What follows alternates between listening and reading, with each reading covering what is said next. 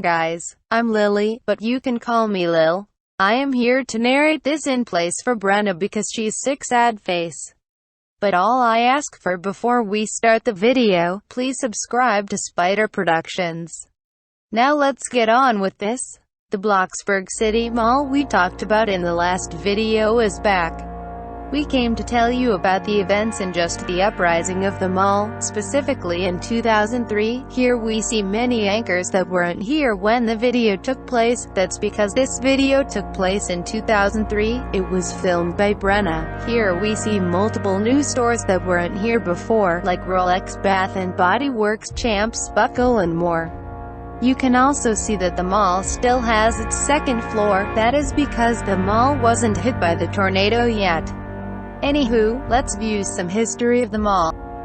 The mall opened, it attracted 30,000 visitors to the opening, which would be a massive number of sales, which would lead to an economic boom. This economic boom would keep the mall alive, but then, Simon decided to make the poor decision to sell the mall to Bankers Trust because this company would essentially kill off the mall. It's like an unstoppable death. In 2004, the December Day disaster would occur, which was generally during the Christmas times, but suddenly, an unidentified man came in and threw Molotovs everywhere, and near the trees. Luckily, police were there to arrest him on the spot. 25 people were injured, and 2 stores would be obstructed. This would give the mall a bad image and would cost Bankers Trust $550,000. Later in 2005, the mall would be in bad condition after the December Day disaster and would go into debt because of the mall trying to pay off the repairs and damages, which would lead to financial disaster and collapse of the mall, which would lead to leaving tenants, health code violated tenants, teen gangs vandalizing the mall and more.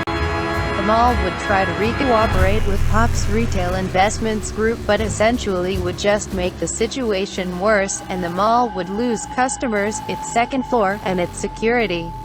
Another asked question is what happened to Candyland?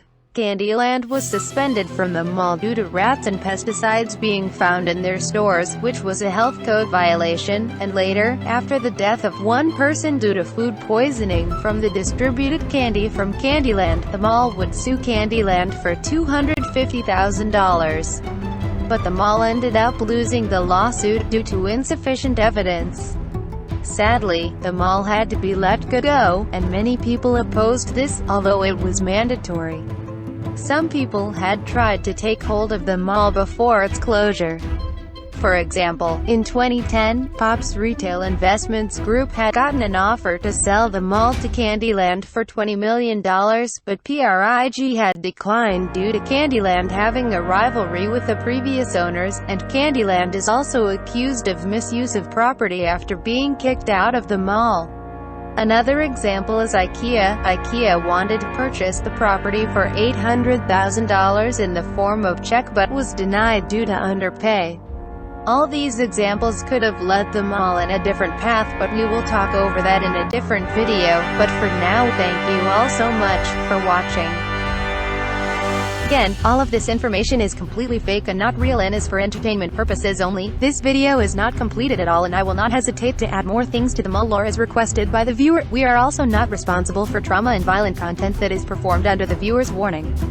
Feel free to comment and say what you think you want as requested to be added to the mall lore. This is a channel-wide project that will add interest to the mall's lore and more. Thank you for watching, and again, feel free to add things in the comments to see what you think should be added to the lore.